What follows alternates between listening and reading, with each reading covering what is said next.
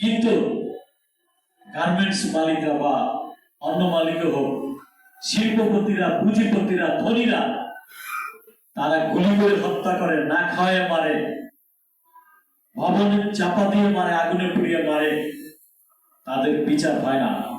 এই বিচারহীনতা এই শিল্পে এই দুর্ঘটনাজনিত হত্যাকাণ্ড বাড়িয়ে দিয়েছে, যা আমাদের জাতির জন্য কলঙ্কজনক।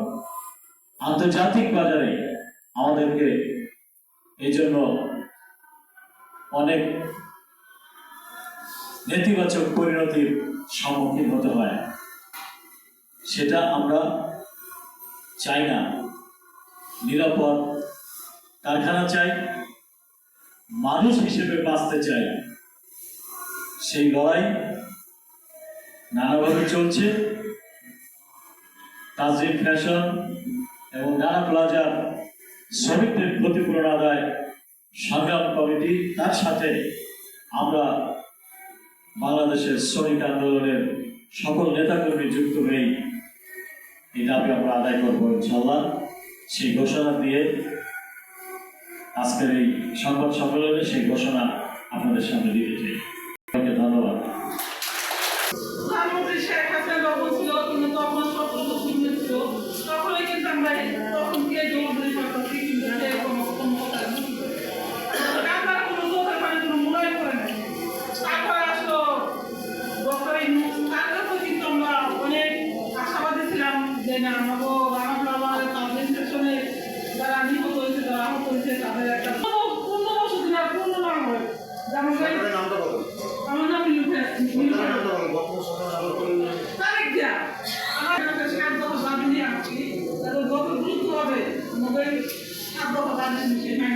সাংবাদিক ভাইরা, বোনেরা, সবাই জানেন যে আজকে 14 বছর যাবৎ আমরা এই ভুক্তভোগী।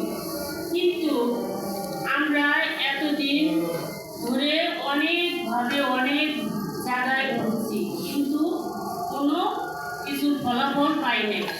তাই আমরা আজকে জানাইতে চাই যে আমার সাংবাদিক ভাই বোনদেরকে যে জোরহাত করে আমি বলি যে আমাদের এই বিনীত নিবেদনগুলো আপনারা সুন্দর মতো তুলে ধরবেন, যেন আমরা আমাদের দাবিগুলো যেন বাস্তবায়ন হয়।